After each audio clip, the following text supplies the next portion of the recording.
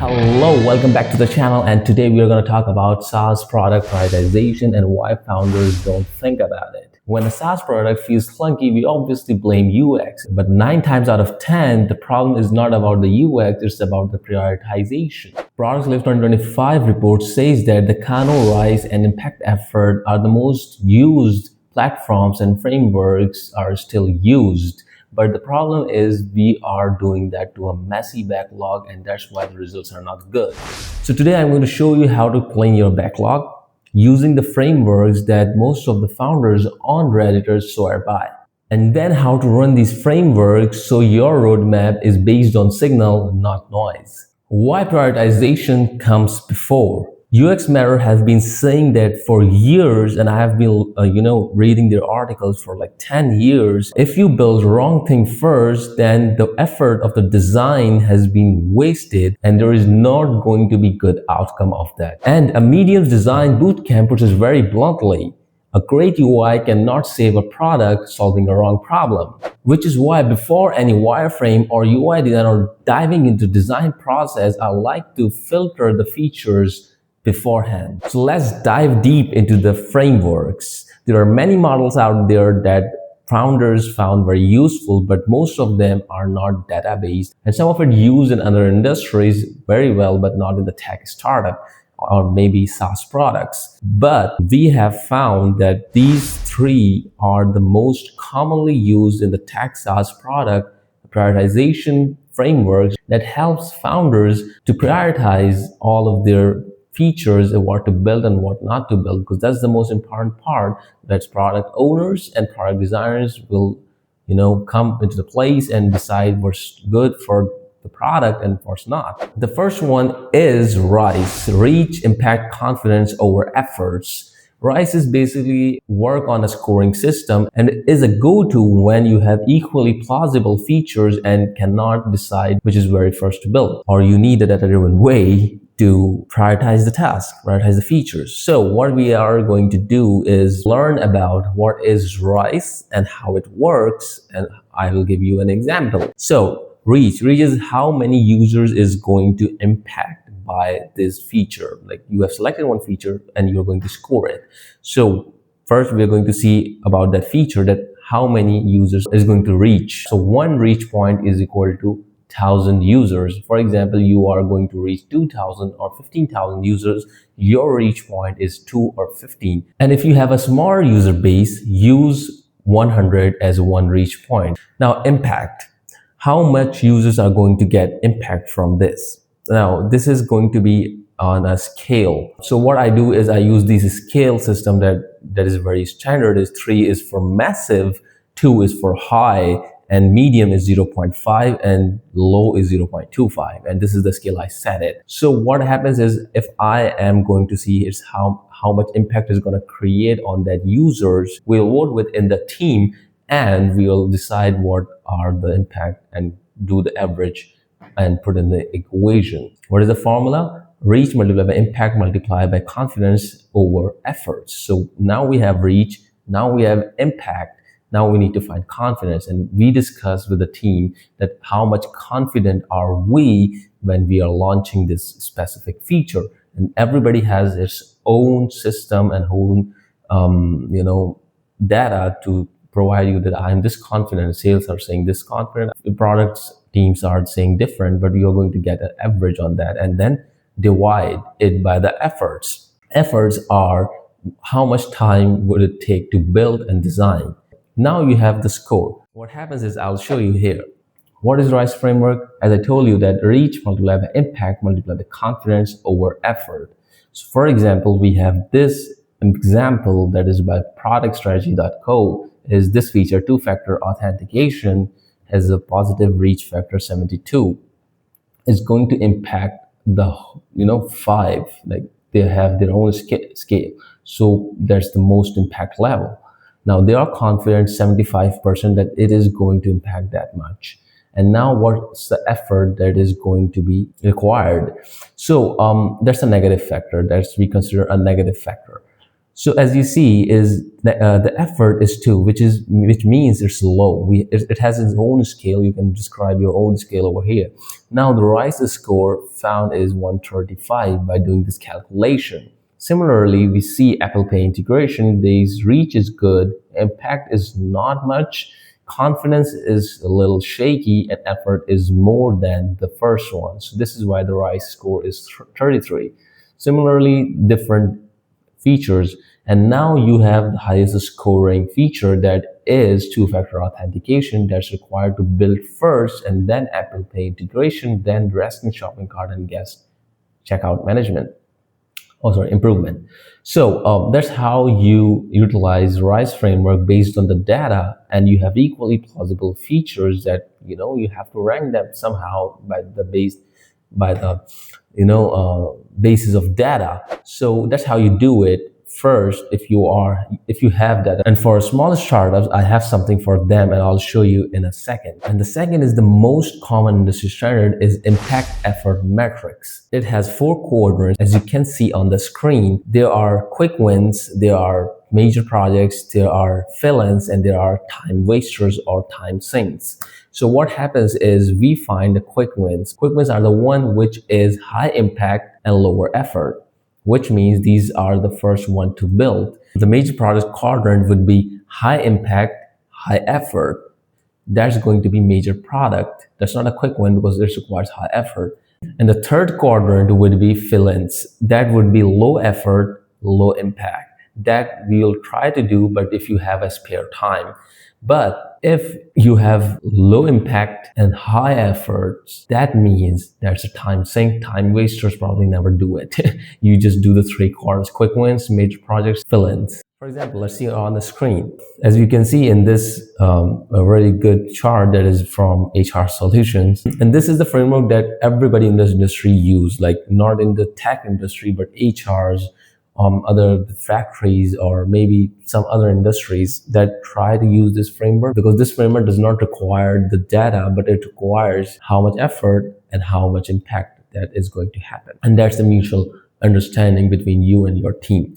So as we can see, urgent and importance are quick wins, means low effort and high impact. Similarly, major projects, not very urgent, but it's very important, and that is major project. Similarly, small project and time wasters. And this is why we have this quadrant. We distribute our features in this and in that scenario, and then we try to do those things first. Now the turn is for the third framework. That is Kano Model. Industries worldwide uses Kano Model. It's very good, it's very effective, and it has its own pros and cons, but it has most of the pros, and it really helps the tech startups. Kano Model consists of 4 dimensions, just like RISE, but it has a little bit more depth into it. First, it says is you have to select must-haves. Must-haves are the features that users expect. And to be competitive, you have to have these features. And if you are missing these features, user gets frustrated. But having them does not make user excited. For example, password reset or forgot password feature. It should be there, it's must-have, but it doesn't excite them because it's a basic feature.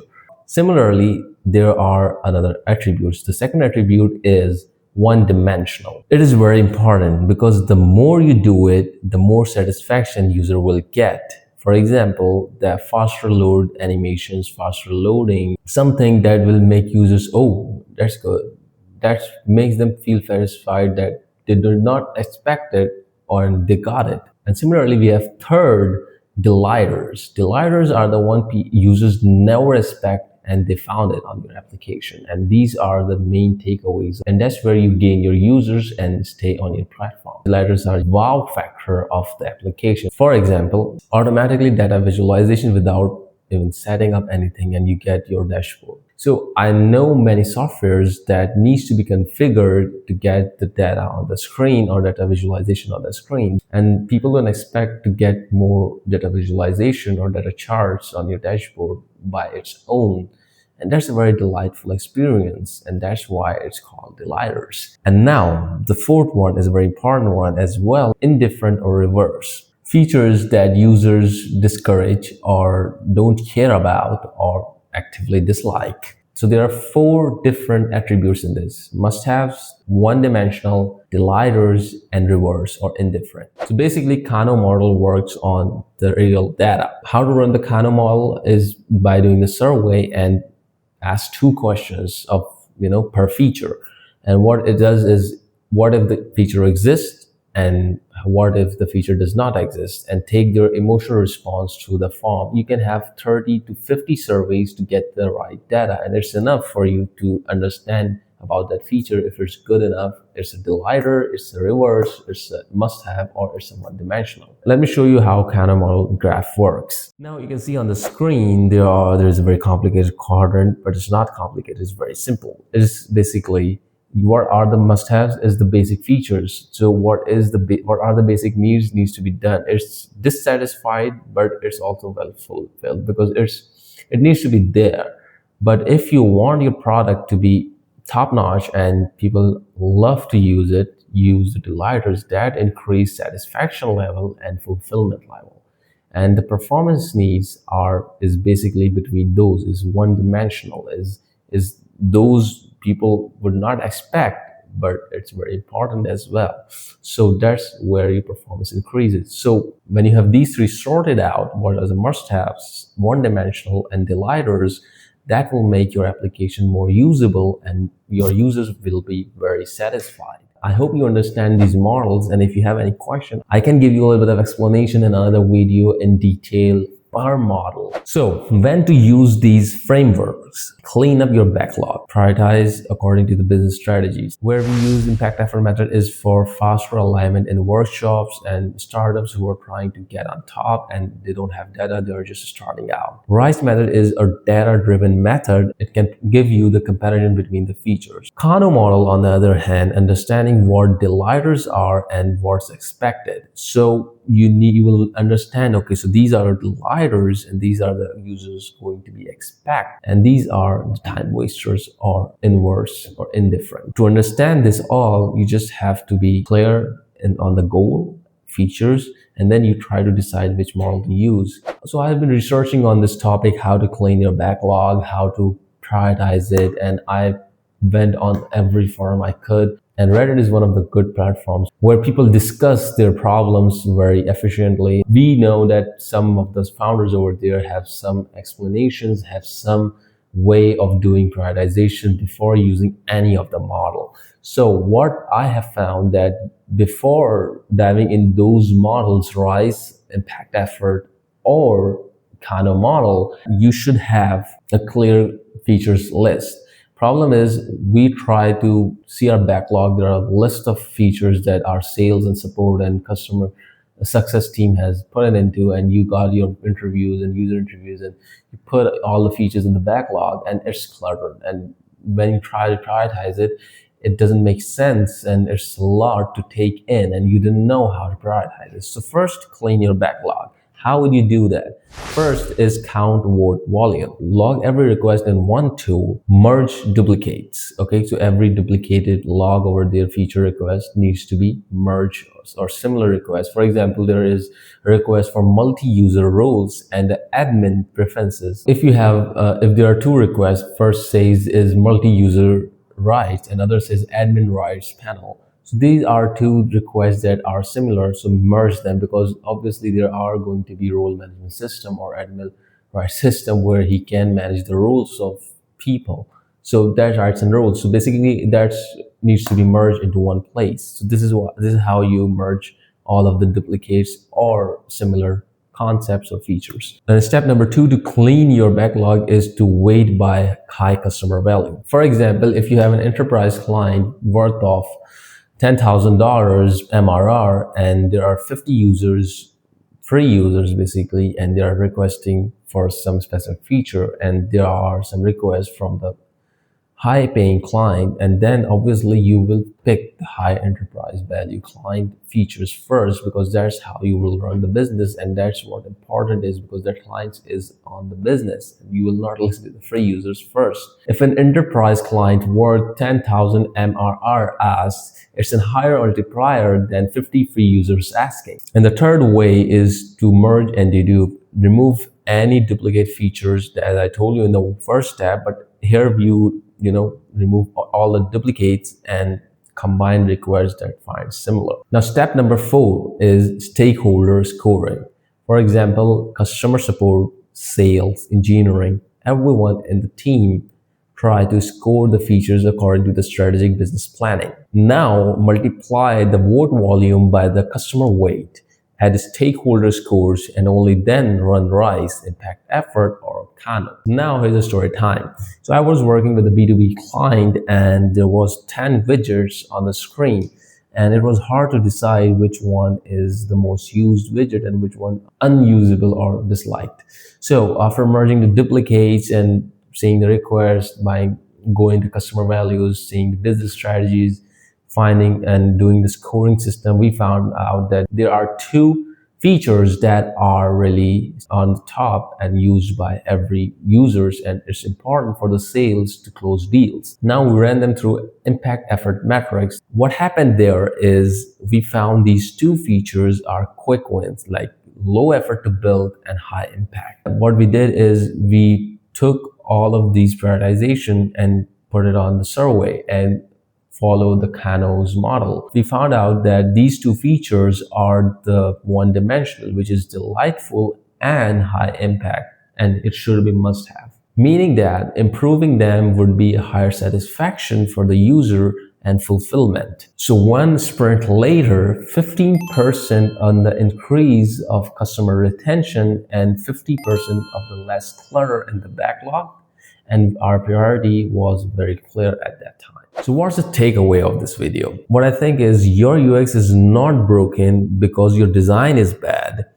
It's broken because you have built the wrong thing first, and you have to clear the input list, weight it by a value, and run the right system. And then you will see the prioritization, the delighters, and scores between the features, and now you have a clear roadmap to go and ace your model. I hope you like this video, and I hope I have given you some information that is useful for you as an entrepreneur, founder, product designer, product owner. I might help you. And if you find something I was missing, you can tell me on the comments and I can make a video on that as well.